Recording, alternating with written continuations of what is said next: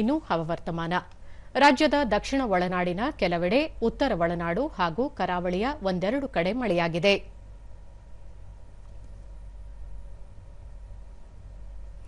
ಬೆಂಗಳೂರಿನ ಎಲೆಕ್ಟ್ರಾನಿಕ್ ಸಿಟಿಯಲ್ಲಿ ಅತಿ ಹೆಚ್ಚು 4 ಸೆಂಟಿಮೀಟರ್ ಮಳೆಯಾಗಿದೆ.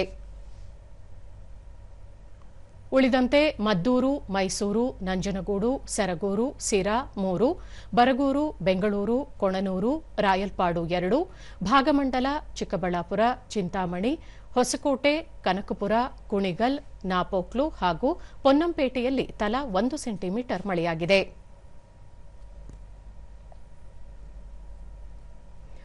ಬೀದರ್ನಲ್ಲಿ ದಾಖಲೆಯ ಗರಿಷ್ಠ 44 ಡಿಗ್ರಿ ಸೆಲ್ಸಿಯಸ್ ತಾಪಮಾನ ದಾಖಲು.